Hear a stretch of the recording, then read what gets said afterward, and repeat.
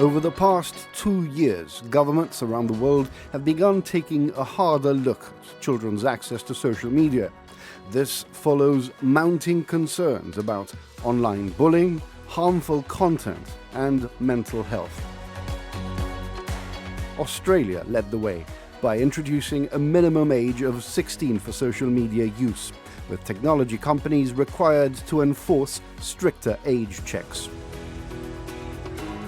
In France, legislation now requires parental consent for under-15s to open social media accounts, although enforcement has proven to be complicated. Countries in the process of introducing bans are Spain, Poland, Denmark, and New Zealand. In the UK, the focus has so far been on regulation rather than prohibition. The House of Commons passed the Online Safety Act, putting the onus on platforms to remove harmful content and protect children. More recently, MPs have signalled they are open to discussing tougher age limits if existing safeguards do not prove effective. For Gibraltar, the picture is nuanced and complex. Social media platforms operate across borders, and regulation often follows trends in the UK or EU. Any local ban would raise questions about enforceability, age verification, parental responsibility, and technological workarounds such as VPNs. There are also cultural considerations. Gibraltar's small size means community pressure can travel fast, but it also means schools and families are closely connected. Tonight we ask, would a ban really protect young people on the rock? And in an age where we seem to be unable to put the brakes on tech, is there a danger that banning social media can drive the problem underground?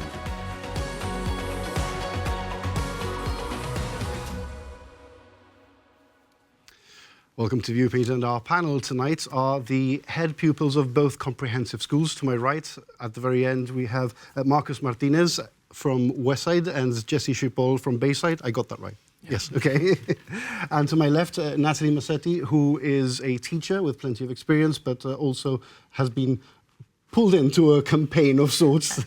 Part of the Smartphone-Free Childhood Gibraltar. That's correct. And Anton is the Government Media Director, and Selma Figueras, also a campaigner on a screen-free environment for children. Welcome to all of you. Thank you so much for joining us.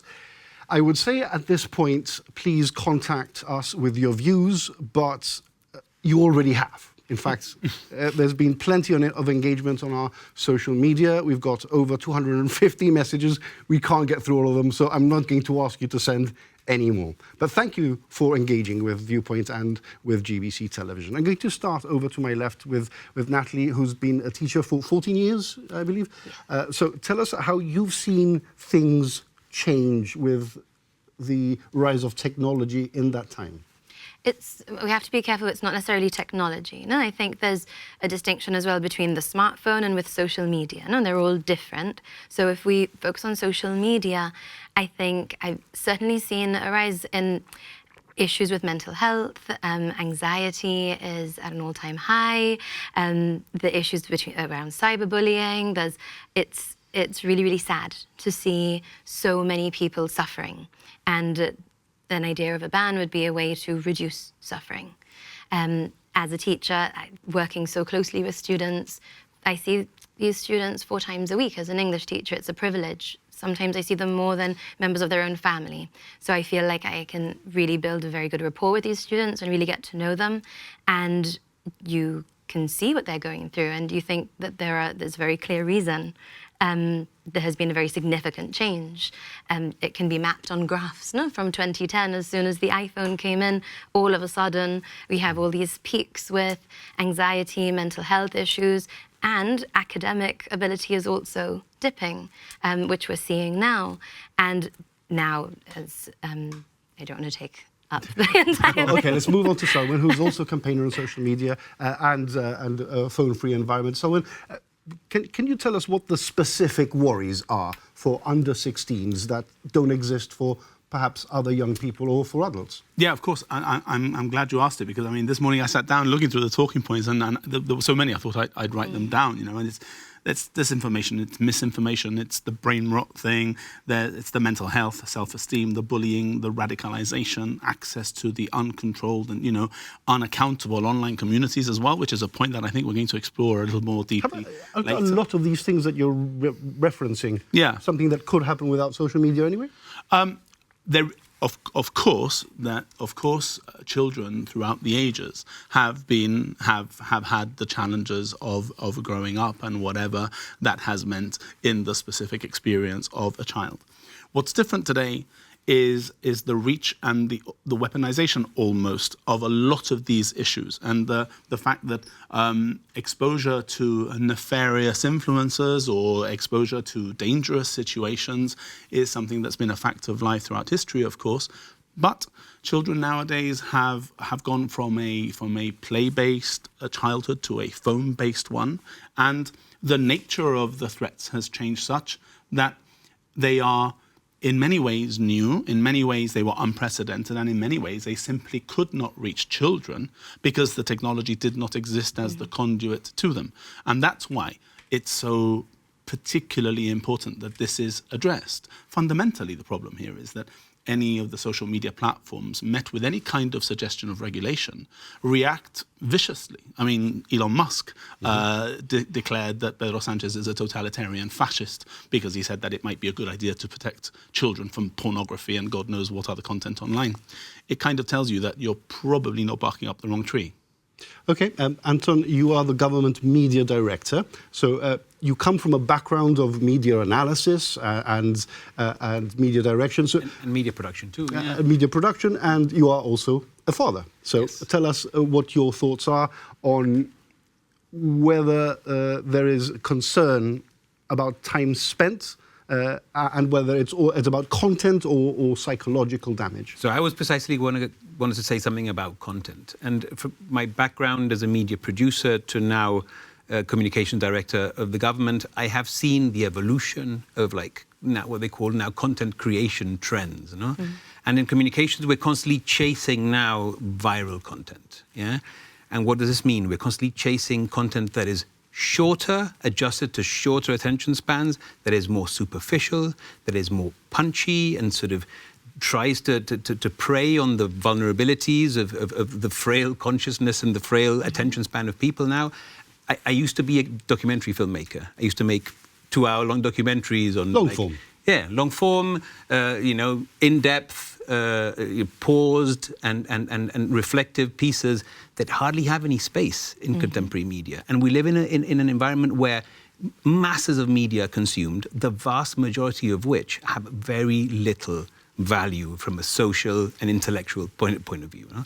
And that is a problem we have to address. I think that's really crucial, and it's the effect that it's having on people's brain chemistry. No, for me, that was what was shocking, the fact that you can now see on an MRI scan that it reduces the white matter, or it doesn't allow for white matter to be created in the same way in the brain. And the way that it affects, it's the same neural architecture as addiction. It's like we're addicted to our phones. We are addicted to our phones. It is identical neurologically to any other addiction. So when we talk about prohibiting substances that are addictive, like alcohol and cigarettes, then this is an addictive substance that needs to be regulated. Okay, let's swing the discussion over here, because you guys have grown up with social media from the very first moment that you were able to switch on a phone. Let me ask you this first. When did you first start using social media? Let's start with you, Marcus. I wouldn't say I was late to it, but I think later maybe many might have been. I think I might have first gone onto Instagram when I was 14, going on 15, TikTok and when that's I was late. About 15. And you see kids now going on when they're like, 9, 10, 11, before they even get into secondary school. So I wouldn't say I was late as such, but it was later than others for sure. And what about you, Jesse? I think it depends the type of social media that we're talking about, because once again, you said the different forms of content that you digest. I mean, we have now Reels are what's becoming the major addiction, and TikTok and YouTube Shorts, right? However, I've had YouTube for as long as I can remember, and YouTube is classified as a social media. YouTube Shorts is relatively new, but YouTube has longer form content. So this question of do we ban social media? I mean, what is social media exactly? And So it's a what question of defining. parts of- exactly. Because if you're going to ban YouTube, I mean, there's documentaries on YouTube, there's YouTube educational videos. There's specific children's content as Of well. course, and also on Instagram itself, there's news. There's so many things that we digest that isn't just this short form content. So maybe instead of trying to ban everything outright, we have to actually break it down and say, well, what's actually harming these people are, or these young people, is the short form content. It's these reels, it's these shorts, it's TikTok, and also pictures and stuff that aren't actually like violence, all of these things. So it's not about banning everything outright. It's about, well, in my opinion at least, it's about banning the things that are actually damaging, because there is some positives there as well. But let me ask you this. You're 18, and you're 18 as well? I'm 17. Okay, 17. Yes. Okay, so you are not far off from 16, which is the threshold that we're discussing. Do you feel damaged by social media, by having used it from an early age? Do you feel traumatized or in any way perhaps different to generations that come before you? I think we're yet to feel the long-term effects of it, because it's only been a short amount of time since this has all grown, no? But immediately, if you get on your phone and you're scrolling on TikTok and you know, the hours start passing by, and you get up and you think to yourself, God, I've just wasted myself these hours. And it doesn't feel good. It's not a pleasant feeling as such. And I worry about the long-term drawbacks that this can bring. And we haven't seen the long-term yet. It's only been a few years that this has been around. So I think we're yet to see. I feel that that's such an honest answer. Sorry, and there's a really interesting survey that apparently has been done very recently, where polling suggests that if you ask students who are under 16, they are like adamantly against the ban. Yeah. No, like completely, it's the worst idea in the world. No? Yeah. You'd be But- surprised. We'll come across that a little bit later on. I look forward to it. But if you ask people 16 to 24, they are almost, the polling suggests that they are for it, and they tend to agree, and they say that they wouldn't want to give it to their children. And it's very interesting. I've spoken to a lot of students about this in depth, and they say it would be so cool, like it would be if everybody didn't have it. Yes, It's that Because normalization. if you restrict your child and everyone else has it, then there's a danger of them becoming isolated. Which Yeah. is one of the issues about Australia's ban, which I imagine we're going to come to. But, you know, I just wanted to point out that I couldn't agree with what Jesse was saying more. And you know, I think both Marcus's and Jesse's contributions are just, I think, representative of the fact that clearly they've navigated this in a way that's intelligent, that's considered, and that's thoughtful. And absolutely, Jesse, you're completely right that if the technology could be regulated or controlled in such a way that the nefarious, the dangerous, the harmful elements of it could be controlled, then 100% by all means. But that then doesn't that should fall be the in way. line with The issue is, of course, Western capitalism. The issue is, of course, absolutely right, because as soon as you say, well, maybe what we're going to do is we're going to stop YouTube Shorts, because that's quite an easy, packageable, identifiable feature. You say, YouTube Shorts, off the cards, no more YouTube Shorts for under 60. Oh, hang on, wait a minute, because if I do that, my bottom line gets hit by X%, because these millions of accounts suddenly will no longer be on the platform, and I can't sell the advertising, and I'm losing that revenue. And we've seen in terms of the regulation, and the story of the Online Safety Act tells us in the last 3 or 4 years, whilst it's been going through its steps, that every single step, every single potential control that's raised is fought tooth and nail by very, very powerful, very, very wealthy, very lawyered up. But we said that about cigarettes in the 60s. Well, precisely. But the thing is that now in 2026, we look back at the cigarettes and think, I can't believe it took that long. And, you know, you look, and alcohol is something that is, and what is the reality about that? The reality of that is that children are limited from legally having alcohol and tobacco, because we realize that in the context of these things, the most important front that we have to set up our first line of defense at is for children, because they are, of course, underage, right? Okay, I want to ask this question, and I'm going to ask it in as open-ended a way as possible, and I want to hear all your views. I want to go around the table. If social media were banned tomorrow for under 16s, what would actually happen? I don't think anything would change. And that's part of the solution, because we need to recognize that this isn't a short-term fix. This is a long-term issue in the building, right? And, you know, we need to prevent children from developing all these, you know, changes in their brain chemistry it is, because we're developing, right? So banning it, it wouldn't make a difference tomorrow. I think people People would will be on still edge. use it. Sorry? People will still use People it. would still use it. People would find ways around it, for sure.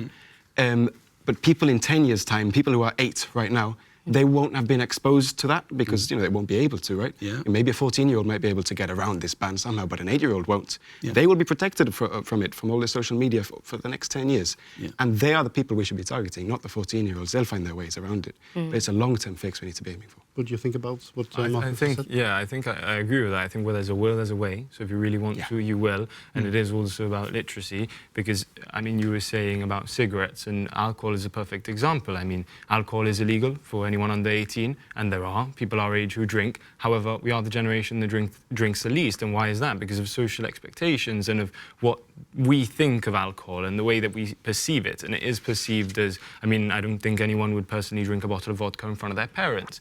You know what I mean? So, but maybe you'd think twice about it. You know what I mean? So it's also about not making it the norm. I mean, we were saying before, I don't have TikTok. So there are situations where I am sat in my class and someone would mention something, I'm like, I don't know what you're on about. And it's because it's come up on TikTok. Yeah. So I am excluded in that sense. However, I'm fine with that. But I understand that that is more difficult for a 14, 15-year-old if you are the only one in your class who doesn't have TikTok or doesn't have this, this You miss sort of, you miss out on this brain rot, which But I you don't don't think have it's it out of missing choice. out.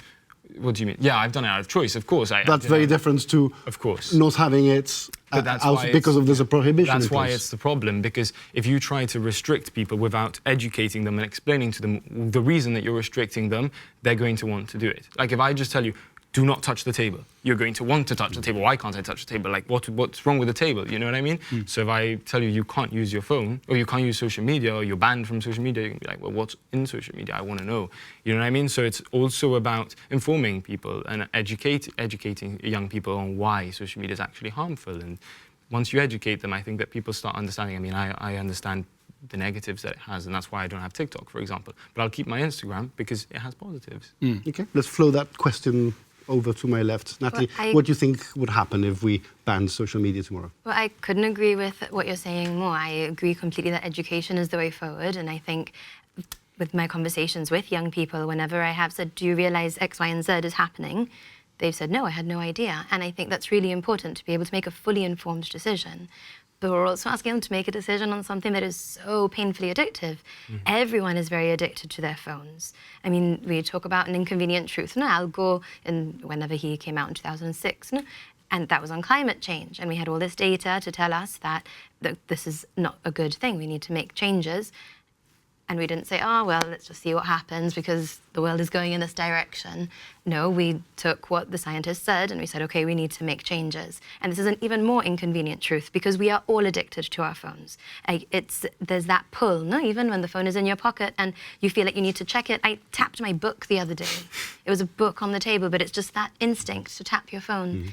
But laws change culture, they help to shape culture, and it's exactly what these guys are saying. It's not what's going to be the change tomorrow, it's how is this going to look in a few years' time, and a law helps to shape what that might look like. I think the drug analogy is a good one, actually, because yes, people have access to drugs, but they probably have much more access if the drugs were legal. Definitely. And also, yes, education is important, but a lot of addicts out there have been educated into not taking drugs. But, drugs do things to our brain that, disempower us, stop us from having the will to reject them. No? And this, as you were saying, this also happens with the use of social media. So education is of course very important, but if you have things that are going to create these dopamine reward cycles that are going to drive people down a rabbit hole, then education maybe isn't enough. I think this is the issue. Will people go underground? Will the problem go underground and people use them? Well, maybe, but the onus is going to be on the companies. If you look at the Australian example, apparently about 5 million accounts have been taken down by the companies. They are the ones who have to enforce this policy or face bans. What will happen? The companies will have to make it happen. Yeah, and that's the nuance. You see, the nuance, which is very important, is that this is not about countries banning children from accessing social media. It's countries banning the social media platforms from using the children as products. In effect, that's what's happening. What would happen if it were banned today? Well, tomorrow, Those who were determined to have it will probably move on to the VPN, try and find it, and get connected anyway. As you absolutely rightly said, the 8-year-old who didn't have it yesterday doesn't care tomorrow about whether he has it or not, and then that gives the parents of all those kids who haven't yet had it the cultural, now legal backstop almost to say, no, you can't have it because it's illegal, so I'm not going to let you have it. It speaks to, and the presence of the 2 head students from the schools here, speaks to the real class divide that exists in this, right? Because they are from a demographic and by their education and their achievement in a demographic that is not as negatively impacted by these technologies because they've not had uncontrolled access to it. They've had a level of intelligence and attitude to it which has protected them as well. But that's not universally the case, and it is documented that this class divide is impacting people in certain demographics far, far harder. On the VPN point, I just wanted to say that in the UK, more recently, the House of Lords, in the passing of the Children's Wellbeing in Schools Bill, Lord Nash moved 2 amendments, which is going to make it very, very difficult for Keir Starmer to stop the ban from happening at some point this year, potentially. But what was very, very interesting was that an amendment was included, not just on banning social media for children from the age of 16, but also calling on legislation to be passed to make VPNs responsible as well, and age verify so that children can't have access to VPN technology. Because, of course, it makes sense that without one, you can't have the other. And that's the challenge Australia is having. Even in that context, Australia is still now 2 months into this long journey where the 8-year-old 10 years from now at 18 will be like, you know, I can't believe the older guys are really messed in the head, but because they had social media, and I didn't, thank God, right? And I think we have to look at this in a longer term. It's okay, not about tomorrow. could you put this question, and anyone can take it. Who enforces a ban? Is it the government? Is it police, parents, teachers? I'm happy to take that from the perspective of what the Australia story is, right? I've said in the context of, the campaigning that we've done for the banning of the smartphones in schools, and that's a good thing, certainly, in the context of no one's going to bat an eyelid if it's banned tomorrow because no one has, certainly in the school, they don't have access to it, right? Australia has banned the social media companies from targeting, and therefore the onus is on the social media companies to say, but who enforces that?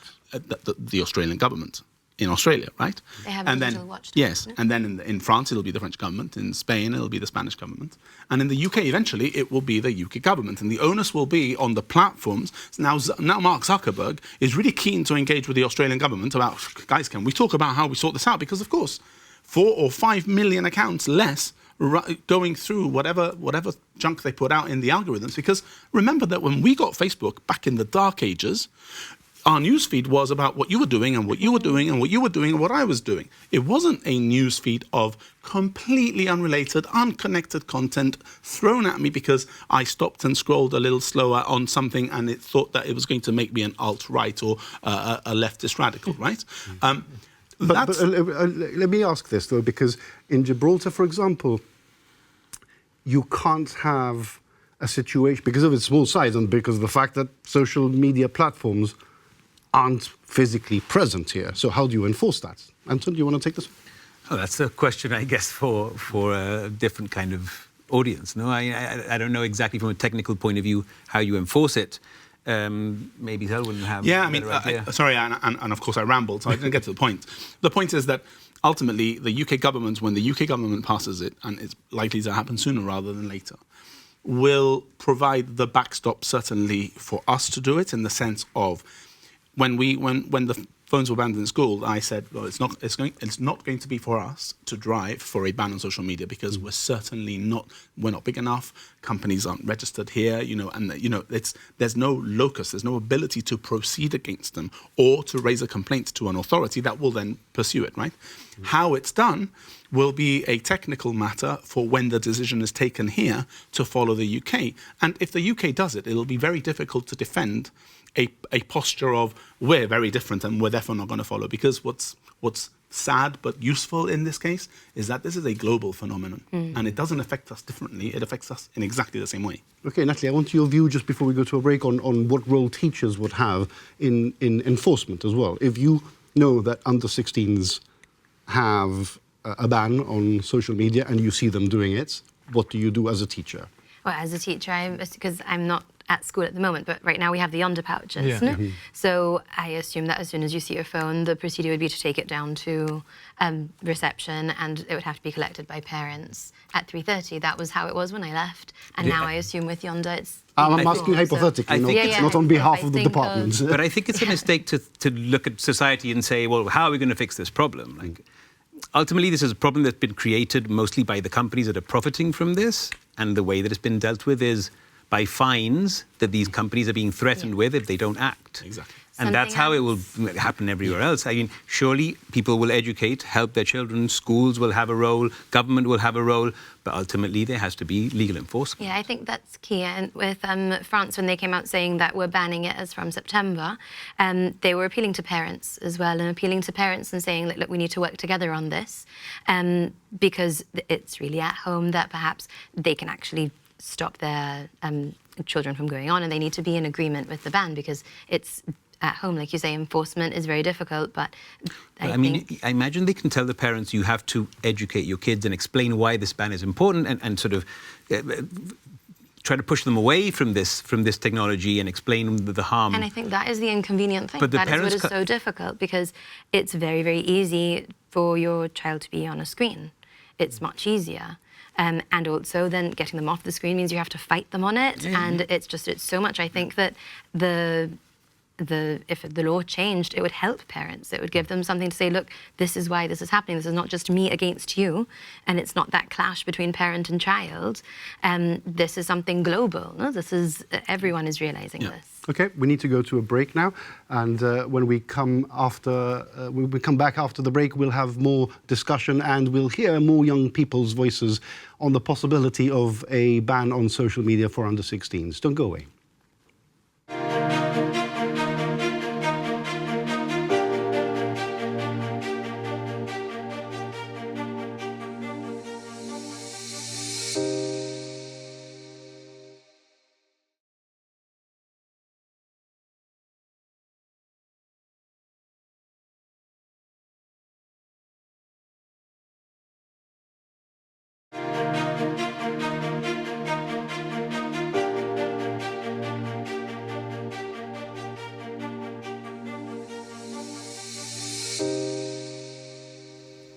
Welcome back to Viewpoint. Tonight we're talking about what would happen if we were to ban social media for under 16 in Gibraltar. And I'm going to go to our two head pupils, Marcus and Jessie. I wanted to ask you about the concept of how savvy young people are when navigating social media, when navigating technology. You're born into it. So you're more alive to it than perhaps adults are, I would say. And it's just, perhaps it's a sweeping generalization, but I don't think a lot of people would argue against me on that point. Can adults be trusted to legislate a technology that perhaps you understand better? It's a tricky question. It's a tightrope, of course. But when you look at the effects of this, social media on the brains of adults against children, the differing results. Children will be affected greater. But it is hard to trust somebody who is equally as, addicted to scrolling as a child is. But the change has to come from somewhere. Otherwise, you will just fall into a loop, a never-ending loop of complacency. And it has to happen somehow. Your thoughts, Jessie? I agree. I think it's quite difficult, especially if they don't actually understand what you're actually consuming as well. So your parents might be trying to tell you to not watch Instagram Reels, but what is your child watching on Instagram Reels? Like, how many parents are watching this tonight actually know what their children are viewing and experiencing, types of conversations that they're having with their peers because of the things that they see. So the actual enforcement and them telling you, it might not be as easy because they don't actually understand why they're telling you to do this. Not because they're less savvy than you, but because what they watch isn't what we watch. So it's more difficult to distinguish, and that they might see, the floods in Spain on their Instagram Reels. So for them, it's like, well, my child's watching the floods in Spain. And unless you ask the child, what are you watching? Well, it's likely that they aren't going to discuss it. So If I were a parent in that situation, I'd be like, well, why am I going to tell my child to not go on Instagram Reels if he's watching the floods in Spain? Yeah, I mean, I think on this point, if you don't mind, the EU, Ms. von der Leyen, they posted an update on WhatsApp, of all places, of course, about which I think speaks specifically to this. And as parents, you should be able to trust the fact that if your child goes onto an online platform, that child is going to be protected from inappropriate, extreme content, because what happens offline, what's wrong offline is wrong online. And I think the difficulty here, the challenge of our time, that we're not going to be able to deal with any other way than through a ban, because that brings them to the table, is the fact that there is zero cooperation on the initiative of the social media networks to do anything that limits any content. Because, and I've said it many times on TV, you try and create a YouTube video and upload it with copyright-protected music. It won't go. It just won't go. Pero, sin embargo, they can't somehow find all the beheading videos and all the videos of terrible stuff that's on there, or Instagram, or any of the others, because the technology, no, they simply can't. They don't have the resources and they don't have the technology. I don't buy it. Some of the stuff has been live broadcast. Yeah, exactly. There's been shootings that have been live. Like, if you really think about it, certain things can't be stopped. As long as if you have a live button on your feed, yes, and you can go out there and start like massacring people, this is something that you have to control in a different way. Absolutely right. Yeah, which is you need guardrails. You need something more serious than. I want to read out some comments from some of our viewers, which will perhaps trigger even more debate. Rebecca is saying, don't ban social media for children. Instead, ensure they have safeguards in place and understand the risks. Jim is saying the reality is that children understand the technology better than most parents. This is what we're talking about now. If I were a teenager, I would be on social media in a flash because it was banned. And Julie's saying, I think a complete outright ban for 14 to 16-year-olds is a bit over the top. However, there should be tighter controls on social media. And Naomi says, given the increase in mental health problems and suicidal ideation among teens, absolutely yes, because children's brains are still developing and are far more vulnerable to addiction, peer pressure, and harmful content. Now, quite a mixture of opinions there, isn't there? But I mean, look, the reality is that if there is a platform on which a child can go and join an online community, because one of the arguments that's cited against the ban is that some kids would lose their online communities. And I understand the value of community, I do. But I also understand the value of community in your community in real life, in a connected, engaged human way.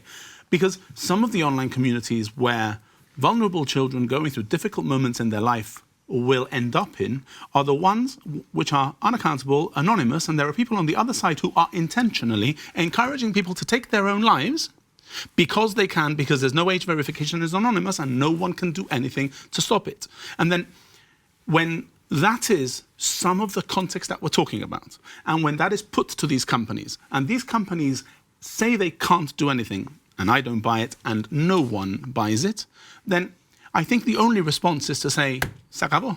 We just can't trust you with the attention of our children, because this is what you're willing to permit. Because, of course, they can with the technology. I think, exactly, when you think about the risks versus the benefits, and yes, the benefit might be that you get a really good recipe.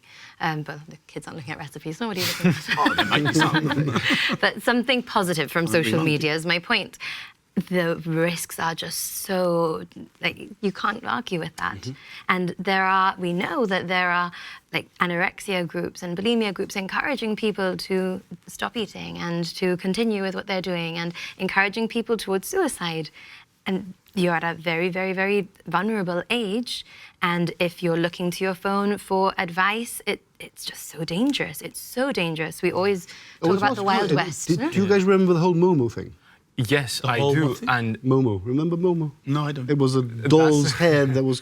I don't think we should even have the images Right. on television. But that answers. I think that is the prime example. You know what I mean? Like, you remember Momo? Somewhat. So we might remember it, whereas you don't. Yeah, so that's exactly what I was saying, right? And I mean, there's now another individual who maybe I will name him. He's called Clavicular, right? And he's become prominent over the last couple of months. And this individual has decided that looks maxing is a new cool thing to do. And looks maxing, people actually believe that young people actually believe that this is a thing that you can do and works. For example, he gets a hammer and what's it called? Is it bone breaking or something like that? Yeah, bone breaking. hammer, yeah, it's probably and gonna with be your, it's meant to chisel your jawline. Oh my And goodness. people actually believe that this Literally works. chisel, And I mean, people watch this guy. And in the discussion on the And it Online was Safety Act, viral. and in the discussion on the Online Safety Act, the fundamental issue was defining harmful content. How is that not harmful? But because No? if your parents know that you're watching this, like if well, I don't watch it, but there's people who do. If your parents knew, they're like, "What are you doing? Like, take that off. That is Oh, not for true." I mean, I'm not a doctor, but I can tell you that for sure. I don't think it's medically advisable to hit yourself with a hammer. Or for children to see it, because if an adult wants to see it, Of course. Okay, so let's hear from some more young people's voices. My colleague Katie Docker went to comprehensive schools today and posed the question of whether social media should be banned for under 16s. Let's have a listen to what they said. For under 16s, if it's something like Instagram, they can use it to chat with their friends, but maybe only within their age group. I think you should follow the age limits and the restrictions that the app gives you.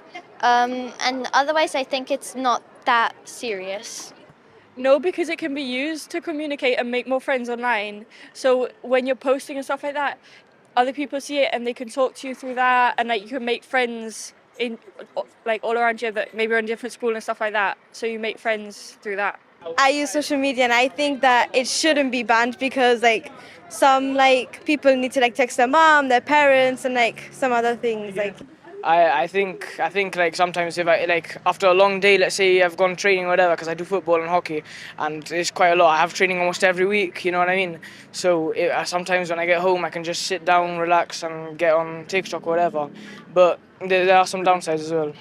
If you were to use like a website like an app like Snapchat, like to message friends and everything, if you use it appropriately, then obviously it's okay.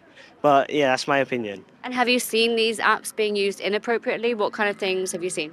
I've seen like stuff being spread of people and stuff like that. That can affect the mind of another person, whoever's like being attacked on, obviously. I know as well the stuff people can post on like social media is like bad, but overall I think it's like okay. Have you ever had any negative impacts of using social media? No, not really. We are 12 years old, and I don't think it should be banned. I think it should be maybe over 13s, because a lot of people like to be influencers as young age, as you see young YouTubers who win a lot of money in their life, and I think it's a good thing. Have you ever had any negative impacts from using social media? Do you use sites like Instagram, TikTok? Yeah, I use that negative stuff. I like when I post something and then people write negative comments on them and they put me down and then they make me not want to post anymore. That sounds horrible. Yeah. So how do you deal with that? I delete the comments and I report the people, and I put my like TikTok and stuff in private, so no like people that I don't like can see. Firstly, I personally believe that I just don't need them, and secondly, I can spend my time in another way. I think it's the same. I don't think it should be banned for under 16s, maybe like under 12 or 13 or something. I mean, I think it's useful, and especially for research and in other ways, and messaging your parents and all that, I think it's good. Are there not other ways to message your parents and research? I mean, yeah. I mean, some of the internet is unsafe, but I'm sure if you stay safe, you'll be fine. Some of them, like let's say bad people like try to message them, like I see them, they're not as happy and they're like a bit scared. In a sense, like they're walking through town, like let's say they're looking everywhere because they think that people are watching them because of like some of the things that people say to them. It shouldn't be bad because people, they have fun with it. It's like their life. Look, I get you can go outside and always that, but like people have fun, so yeah. And on your YouTube account, have you ever had any kind of negative interactions there that have made you feel bad? Like negative comments, like sometimes, but those are just people trying to like put me down, but I just ignore it. Because it gives people a way to connect if they can't like see each other outside. They can message on different platforms and show each other different videos, like what they find funny and stuff. Well, before, once I had a 2-hour limit on some apps, Instagram, Snapchat, TikTok, and yeah, I found it quite easy to only use 2 hours. Is that 2 hours each or 2 hours for all of them combined? Sometimes it was each, sometimes it was combined. Okay, so quite a mixture of opinions. I want to pick out two particular kids who said, well, yes, I have had some abuse online, but I just block them and report them, and I set my privacy settings to private. And then another kid said, I'll just ignore them. So, I mean, perhaps do we not give kids enough credit to be able to manage their social interactions? I don't think that's correct, and I think that resilience is definitely a lot lower. I mean, you as a teacher, I see it along my peers. I see them that they are less resilient. Maybe not at my age, but younger ones for sure. And you do see how these comments do affect people, and they do get to you. As much as you say, no, it doesn't affect me. Yes, it does bother you. When someone puts a negative comment, it does bother you. The same way as if someone puts a positive comment, you get all happy and you really like it. So when people say this, unless you're very, very, I think you're lying. Sorry, that's not my honest opinion. I guess that's in the privacy of a teacher's one-to-one, where kids are admitting to you that they're being bullied, is very different to one where you're talking to a television camera. Definitely. And I think it speaks to the nature of a teenager to have that sense of belonging, that sense of needing to belong in a social group and needing to conform. And when they get these comments, they are particularly damaging. I mean, as an adult, if somebody says something insulting to you, of course it's like, it would still hurt. But as a teenager, perhaps you're even more sensitive to this. And what people have seen is that people's relationships is very often based on things that are insubstantial, like Snapchat streaks, which is nothing. There's nothing to a Snapchat streak. One person sends a photo and the other person sends a photo back, and they keep doing this for days on end. And they say, oh, miss, because we've got streaks of 300. But that doesn't actually mean anything. They haven't had a conversation. They haven't had a shared experience. Streaks are when they've been talking to each other consistently. Not talking, sending a photo. Okay. But the photo can be of the floor. And it often is of the floor. But they just need to keep up the streak. Yeah, or just streaks. Like, I don't think many people do it anymore, at least not our age. But young people probably do, and it could be a black screen that just says streaks on them. And you send it, like, there's lists, so you can just press a list and it's sent to like 100 people, and you can have streaks for 100 people who you might not even know. It doesn't mean anything. It doesn't really mean anything. So when you have all these relationships that are built on something that is so insubstantial, it's very easy to break that relationship, and it's very easy to rupture. As soon as somebody posts something, you can then attack them, and the cyberbullying is horrific. And it's just the lack of that real relationship, that real connection that is built through real experience. Look, cruelty is not a novel concept. It's been around forever. Yeah. But this weapons-grade cruelty is relatively new. And that, I think, fundamentally is the issue, because, of course, you want kids to build resilience, but it's very hard to build resilience if the cruelty that you're dealing with is magnified or amplified the way that it can be. And you actually can't do anything about it, not because in a school playground that you're being bullied or whatever it is. If at some point it gets too bad and at some point you've decided that you're at the end of your tether and you have to do something about it and you act on it, and there's fisticuffs or whatever, now I've shown my age by saying fisticuffs, right? Then there's an opportunity to make something tangible of that moment and build that resilience. All this is just unilateral, so unidirectional, attack, and nowhere to hide. You get home, you get to your bedroom, it's still happening to you. And no one sees the scale of it as well, because at the end of the day, I feel like a lot of people wouldn't say a lot of the things that they say on social media or on a message. You wouldn't say that in real life. However, even if you did, it would be one person. Whereas on social media, you might get 100 comments. You imagine in real life, if 100 people surrounded you and said negative things to you. I mean, you wouldn't be able, an adult wouldn't be able to tolerate that, and no one would. It would affect you mentally and in every possible way. Yeah.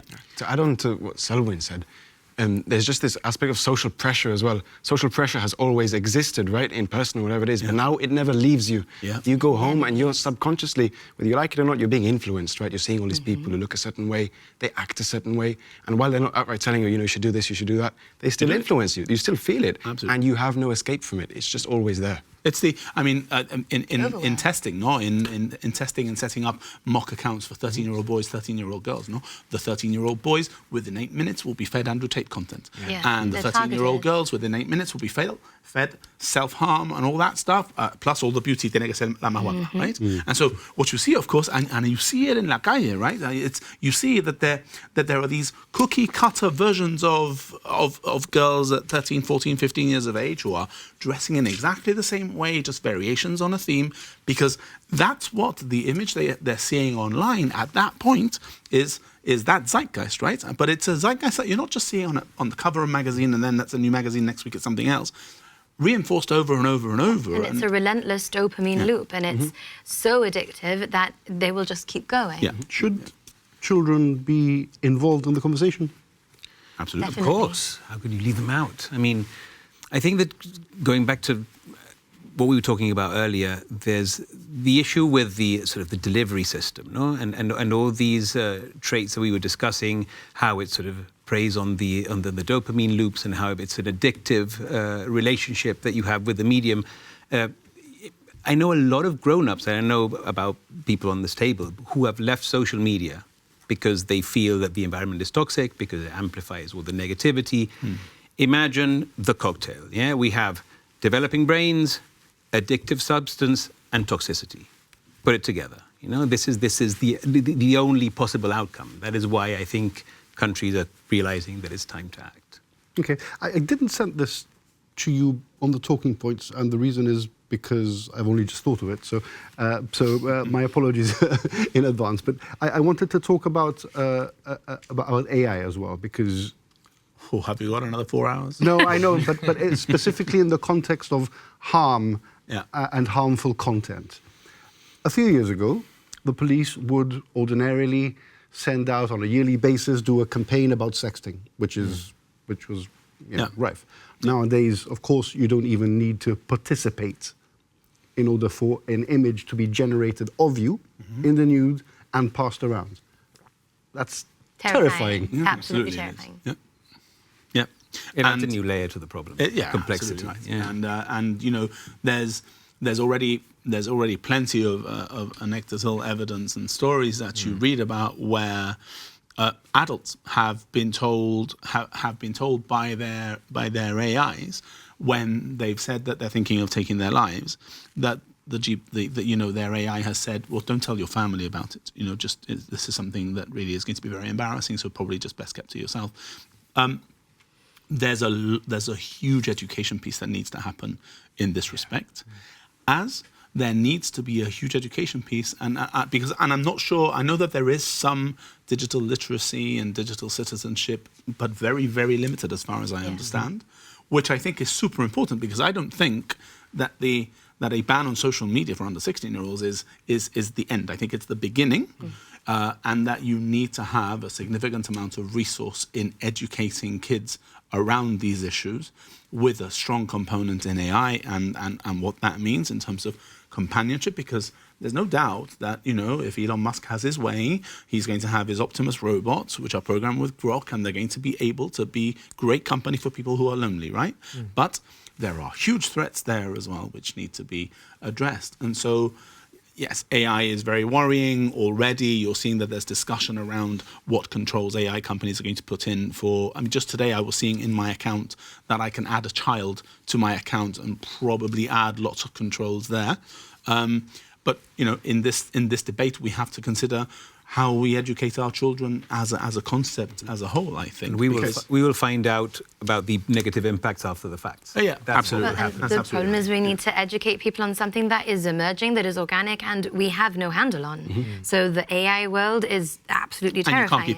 And you can't keep up. No, you can't keep up. So we need to educate, but it's almost impossible to educate because it's ever evolving. But there must be some sort of regulation for exactly what you said. Like, I mean, if a picture can get generated of you without any clothes on, that is very dangerous. So I think the onus is definitely on the AI companies to say, well, if someone submits this prompt, we're not doing that. Like, say, sorry, I cannot do that. The same as if you ask, how can I make a bomb? It will say, we're going to the beginning of the discussion again. We were trying to get social media companies to regulate. They refused to do it. Now companies are banning them.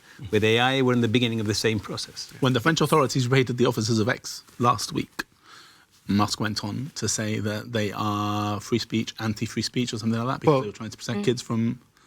The question of free speech is always there. Yes. But free speech is not an unlimited right, is it? Or an absolute... It exists. It doesn't exist outside of context. Free speech as long as you're not doing harm to others. Yeah. Correct. And that's why defamation laws exist. That's why libel laws exist, because you can't say whatever you want without... To use Musk as an example, not everybody has a whole social media platform for their own political view. You don't need social media. Okay, let me just read a few more comments. Naomi saying, I think I actually already read Naomi's. Julia saying that we know the damage social media and screen time in general can do to our children. The research is mounting. This is not to say they should never access it, but allowing them to develop and mature more before reaching that point is sensible. Yeah. Darren saying, even though I agree with those in favor of banning, there are ways of controlling what our children do online. Fair enough. Yeah. I mean, That's the there are issue. ways. There are ways, you can but set... that is it's exactly what you said. Like, you are more tech savvy than the parents very often. No, and like my students have told me, like, no, because my mum says I can only go on for this many hours, but you know how to get around things. No? That is the issue. That I think that's one of the issues. No? Okay, Fabian is saying, as schools rely more on digital platforms like Go for Schools and Seesaw, separating educational use from social media use is increasingly difficult. I think this is perhaps mixing one issue with the other, mixing the use of social media with smartphones, but really they kind of cross over as well. If you're using Go for Schools and you're using Seesaw in school because it's required of you to use it in school, then you'll have your phone in your hands. Not just that, it's a conversation I have with my stepdaughter often. She says, but you gave us all these tools. You told us that we had to learn to use technology because this was the future, and devices was the future, so we did. We embraced them, and now you say they're awful and you take them away. And it's our problem and we've created it. Got a point. Yeah. And in the context of the ban on smartphones in schools, there's no doubt that there's going to have to be a conversation around EdTech, because at the end of the day, you can't be saying, oh, no smartphones, but everything has to be done in Google Classroom, and it's going to have to change. And I think EdTech is another potential frontier in this. It's another element of the discussion. You're both using Yonder pouches, right? Yes, we are. Has that affected you in a way which perhaps using content that was generated by schools is no longer available? So actually, we have discussed this before. Basically, we did use, like, my coursework is done on my laptop, for example. So the biggest issue was how can I access my coursework to access Google Docs, which is school required because of Google Classroom, when I need Wi-Fi for it. So I would always use Hotspot, but because I don't have access to my phone, Hotspot was working through the Yonder pouch, but actually they've managed to give us Wi-Fi. It still isn't within the school building, but it is in the library. So it started in the library, and they hope to bring it into the actual school, which is great because it does facilitate the fact that I can use my laptop. So it's not the same as my phone, because I won't be walking around with my laptop. You know what I mean? Like, I won't be scrolling on Instagram on my... No, it's different. Yeah. So for educational purposes, coursework, accessing Google Classroom if you need to as well for resources throughout my class, we've been able to do that through the laptop. Okay. James is saying many people seem to be mixing up social media with educational content. Social media is designed for maximum engagement and can be difficult for families to police. I think that touches on something that we've been talking about. And Paul says something that we've always also discussed. The onus should be on social media companies to properly vet content and remove harmful and inaccurate posts. They have far too much power. Almost word for word what you've been saying. Yeah. So I think we're rounding up the conversation now. I wanted to ask you about the level of involvement that parents would have if there was a social media ban on under 16s. We've touched upon it, but I mean, how difficult would it be for a parent to perhaps be the front line, in a way, of that ban? I think, once again, it comes down to numbers and normalization. If this is something that all parents are doing, then it becomes more normal, it becomes more acceptable. No? If you are the only person that has to come home early, then there is a fight to be had with your parents. No, but if everybody's curfew is 1 o'clock in the morning, then okay, everyone will go 1 o'clock in the morning. And I think for parents, it's much easier if there is a blanket ban, because everybody's in the same boat here. Nobody is isolated. This is happening as a community. And I think the key point here is that parents are not being called upon to be on the front line. They're just not. So there's no onus by any of the legislation that's passed anywhere in the world on parents. That Megan will take on, if they're on social media, you're the one who's going. No. This is a ban on the social media platforms having access to the children, and the social media platforms proving that they are doing everything that they can to take that access from the children. But even though the onus isn't on parents, it is kind of indirectly. Yes, but it is the acknowledgement. Because you're asking parents to police something that is illegal. But parents don't need a law to ban their kids from using social media. They could do that. They could take away the device. They could tell you can't do it. But you're asking them to create a conflict in their homes, to swim against the current of society in a way that is very difficult for many parents. That's why these bans help to give the kind of social message and backing for parents to be able to act. There's never any liability that arises to a parent in Australia, it won't be in Spain, in France, or anywhere. It will always be down to social media. And as you said, those kids who really want to, if they don't fix the VPN problem, because VPN will be one way to do it, because I'm sure there'll be others if they get rid of VPN as well. There will never be that requirement on the parents. If the parents say, mira, yo no puedo para el niño, the kid's going to do what he wants to do, and I'm not going to stop because I don't want to have the fight, there's not going to be any consequence on that parent. But then for every one of those parents, there'll be 10 or 15 or 20 who say, I'm sorry, I can't let you have it. Or the 8-year-old, the 9-year-olds, the 10-year-olds, I'm not going to get you a smartphone because you can't even be on social media. So here, have a dumb phone. Okay. Well, we've come to the end. I wanted to ask you just one final question.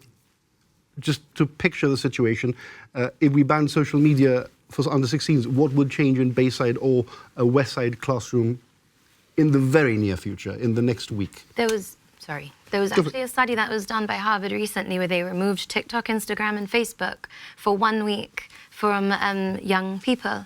And anxiety went down by, I don't know if it was 16%, depression went down by 25%, insomnia went down by 14.5%, and that was in 1 week. And it was a very small study that was done, but even that is indicative of like the changes that we could be looking at if this were to come to fruition. Anyone else want to contribute to that last comment? I think the long-term effects would be even greater than that, Yeah, like you say. it's short term. You know, what we'd see in the short term is nothing compared to what can be. Sorry. Yeah, and I think going back to that point, I've gone blank. What would happen in the next week? Oh, sorry, yes. So what would happen in the next week? I mean, conversations would definitely change because obviously we don't have access to social media, so the discussions that we're having in class would be completely different. And once again, I mean, I wasn't the biggest fan of the Yonder pouch when they first came out because I'm 18 years old. Like, I thought I could be responsible for my own actions. Maybe I was 1 in a million, but I thought that I could be. However, I've actually seen the positive in it, and you do actually realize how much more communication we're having in classrooms, how many more discussions we're having, which is something I know that it's not social media, but it is linking, because if you don't have the social media, you're not scrolling. Definitely. So sorry, this makes me happy. Yeah. So the amount of conversations that we're actually having in class, whether they are about, why can I hanky down telephone in school, you know what I mean? But they are conversations, and we are discussing many issues that we didn't before. Yeah. Okay, well, we need to bring this to an end, but thank you so much for a very lively conversation, and I think that it's something that will give us food for thought in the coming weeks and months, and perhaps this conversation can influence the powers that be to perhaps continue having that conversation. And thank you as well to all of you who wrote in. We've been able to read a few of your comments, not all of them, unfortunately, but perhaps we'll have this conversation again in the not too distant future. Ros, my colleague, is back on Viewpoint again next week. Thank you all for watching. Good night.